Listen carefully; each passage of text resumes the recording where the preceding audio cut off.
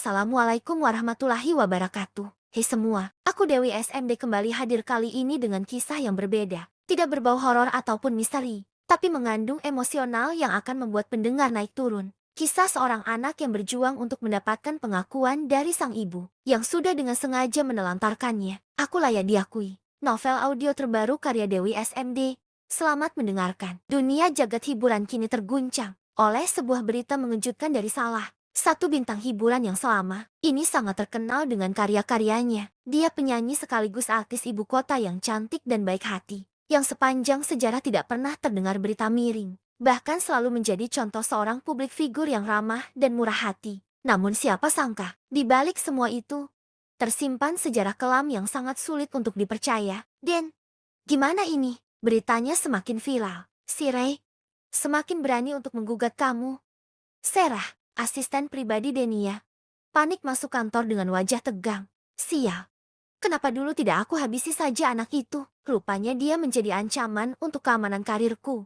Dan ia murka, wajahnya memerah. Apa yang harus kita lakukan sekarang? Sarah kembali bertanya. Saat ini bukan waktunya untuk menyesali masa lalu. Kalau sampai berita itu semakin menyebar, makanya semua akan hancur. Panggil pengacaraku kemari. Kita harus lakukan sesuatu. Di sebuah rumah yang tidak begitu jelek, berapa orang tengah berkumpul. Wajah-wajah itu kian tegang. Pokoknya kami tidak mau lagi mendengar berita dimanapun tentang ocehan Raihan. Dia harus buat klarifikasi. Kalau apa yang pernah dikatakannya hanyalah sebuah keisengan agar terkenal. Seorang laki-laki bertubuh gemuk menatap tajam kepada seorang remaja tampan yang kini menunduk. Air matanya jatuh satu persatu. Tapi, Pak, Range memang anak kandungnya Denia. Dia tidak sedang berbohong. Saya ada buktinya. Narsih, wanita paruh baya yang paling terluka dengan semua itu. Ia yang begitu menyayangi Ray. Walau bukan darah dagingnya, hatinya sangat sakit dengan semua itu. Andai saja dulu tidak ada yang tahu kisah ini, mungkin sampai detik ini, Ray tidak akan bertanya tentang siapa orang tua kandungnya. Saya minta tolong. Pak, tolong katakan sama Denia. Terima dan aku Ray. Kasihan dia. Saya mohon. Suara Narsi gemetar menahan segala perasaan. Saya tahu itu, Bu Narsi. Bu Denia akan mengakui, tapi tidak secara publik. Jangan kalian hancurkan karirnya. Kasihan dia. Narsi menatap lelaki itu dengan tatapan nanar. Begitu mudahnya ia mengatakan kasihan untuk Denia tanpa ia memikirkan apa yang dirasakan oleh Ray. Cukup, Bu. Sudah, Ray sadar. Mungkin selama ini Ray memang tidak diinginkan. Pak, silahkan keluar dari rumah ini. Sampaikan kepada wanita itu, mulai detik ini, saya tidak akan pernah mengganggunya lagi dan saya akan buat sebuah klarifikasi sesuai keinginan dia. Lelaki bertubuh gemuk itu terdiam beberapa detik. Ia menatap Raihan yang masih menunduk. Bahunya naik turun menahan isak yang tak lagi bisa disembunyikan. Kamu yakin dengan keputusanmu? Tanyanya dingin. Seolah ini hanya urusan bisnis mata. Ray mengangguk pelan. Yakin? Pak, Ray capek. Ray cuma mau hidup tenang. Narsis spontan berdiri. Ray, jangan gitu. Nak, katanya terbata. Kamu gak salah apa-apa. Kenapa kamu yang harus mengalah? Ray mengangkat wajahnya. Matanya merah. Senyumnya pahit. Bu, Ray udah cukup bikin ibu susah. Ray gak mau gara-gara Ray hidup ibu ikut hancur. Bodoh. Narsi membentak sambil menangis. Ibu gak pernah keberatan. Dari kecil kamu itu anak ibu. Darah atau bukan, kamu tetap anak ibu. Lelaki itu berdehem. Jelas tak nyaman dengan suasana yang terlalu emosional. Kalau begitu, saya anggap masalah ini selesai. Besok kami tunggu klarifikasi dari Raihan. Jangan macam-macam. Sekali saja melenceng, tuntutan akan kami lanjutkan. Ia berbalik pergi tanpa menunggu jawaban. Pintu tertutup cukup keras. Rumah sederhana itu kembali sunyi. Hanya tersisa suara tangisan Narsi yang tak mampu ia bendung lagi. Ray mendekat, memeluk wanita yang telah membesarkannya itu. Maafin Ray. Bu, seharusnya dia yang minta maaf ke kamu. Isak Narsi, bukan kamu yang menunduk begini. Di sisi lain kota, Denia mondar-mandir di ruang tamu apartemennya yang luas. Pengacaranya duduk santai dengan map tebal di tangan. Sementara Sarah berdiri di dekat jendela, sibuk menatap layar ponsel. Bagaimana? Denia akhirnya berhenti. Dia setuju. Kan? Pengacara itu tersenyum tipis. Sesuai rencana, Raihan akan membuat klarifikasi besok. Mengaku semua ucapannya tidak benar. Denia menghembuskan napas lega. Bagus. Pastikan media menerima versi itu. Tapi, Sarah ragu-ragu menyelah. Denia menoleh tajam. Tapi apalagi? Netizen sudah terlanjur simpati. Kalau klarifikasinya terlalu dipaksakan, justru bisa jadi bumerang. Denia tertawa kecil. Sinis, publik itu cepat lupa. Kasih satu lagu baru, satu isu baru. Semuanya beres. Pengacara mengangguk setuju. Benar, yang penting sekarang Citra aman. Denia duduk di sofa. Matanya menatap kosong. Sesaat, wajahnya terlihat lelah. Dia tidak minta apa-apa. Sarah terdiam sejenak sebelum menjawab. Tidak, dia cuma bilang, tidak ingin mengganggu hidupmu lagi. Hening. Denia mengepalkan tangannya. Bagus, katanya akhirnya. Memang begitu seharusnya. Namun entah kenapa, dadanya terasa sesak. Keesokan harinya, sebuah video klarifikasi diunggah ke berbagai platform. Ray duduk di depan kamera dengan wajah pucat. Halo semuanya, saya Raihan. Suaranya datar. Saya ingin mengklarifikasi bahwa apa yang saya sampaikan sebelumnya tidak benar. Itu hanya cerita yang saya buat karena keinginan pribadi saya sendiri. Saya minta maaf kepada semua pihak yang merasa dirugikan. Komentar langsung membanjiri. Ada yang percaya, ada yang mencium kejanggalan. Kenapa matanya sedih banget? Ini kayak dipaksa deh.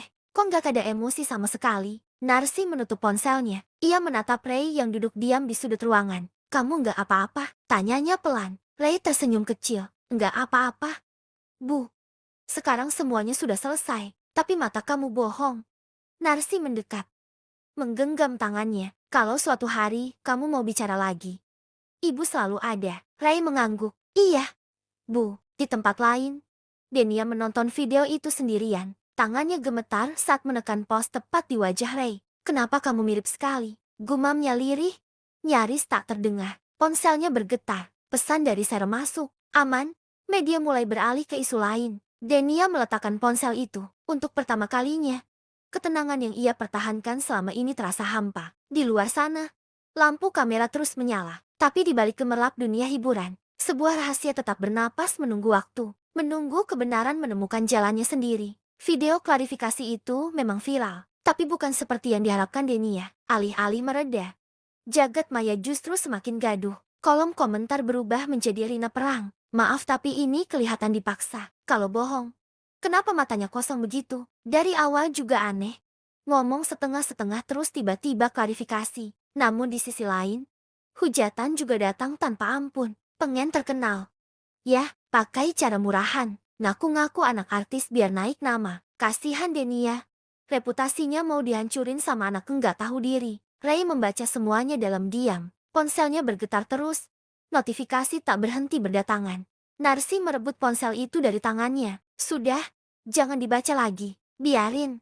Bu, jawab Ray pelan. Ini risiko dari keputusan Ray. Risiko apanya? Suara Narsi meninggi. Kamu difitnah habis-habisan. Ray tersenyum kecil.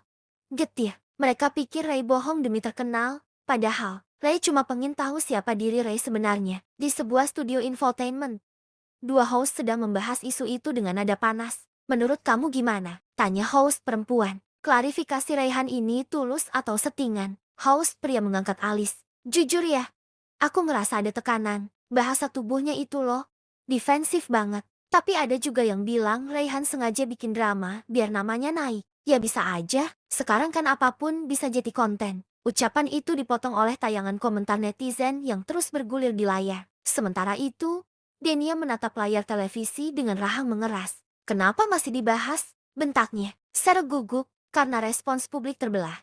Dan, ini malah bikin isu makin panjang. Denia memijat pelipisnya. Aku sudah bilang, pastikan dia terlihat meyakinkan. Masalahnya, Ray kelihatan terlalu jujur. Sarah bergumam. Denia menoleh tajam. Apa maksudmu? Sarah terdiam sejenak. Netizen itu sensitif. Mereka bisa mencium kepalsuan, tapi juga bisa mencium luka. Denia berdiri. Jangan sok puitis. Fokus. Kita harus alihkan isu. Dengan apa? Denia tersenyum dingin. Konser amal. Wawancara eksklusif. Tangisan di depan kamera. Publik suka itu. Di rumah sederhana itu, Ray duduk di teras. Malam turun pelan, udara dingin menyentuh kulitnya. Seorang teman lama mengirim pesan. Ray, lo kuat ya? Gue nggak percaya lo cari sensasi. Ray menatap layar lama sebelum membalas. Makasih, tapi nggak apa-apa kalau lo ragu. Tak lama, pesan lain masuk. Ngaku aja deh. Lo pengen naik nama kan? Ray menghela napas, lalu mematikan ponsel. Narsi keluar membawa segelas teh hangat. Kamu nyesel? Ray menggeleng. Enggak, Bu. Ray cuma sedih. Ternyata kebenaran bisa kelihatan seperti kebohongan. Narsi duduk di sampingnya. Suatu hari nanti, orang-orang bakal tahu. Kapan? Kalau bukan sekarang. Narsi menatap langit gelap. Berarti nanti. Saat kebenaran itu sendiri yang capek disembunyikan. Ray terdiam. Di kejauhan, layar-layar gawai terus menyala. Hujatan, keraguan, dan bisikan kebenaran bercampur jadi satu. Dan tanpa disadari Denia, justru keraguan itulah yang perlahan menggali lubang. Lubang yang suatu hari bisa menyeret semua rahasia ke permukaan.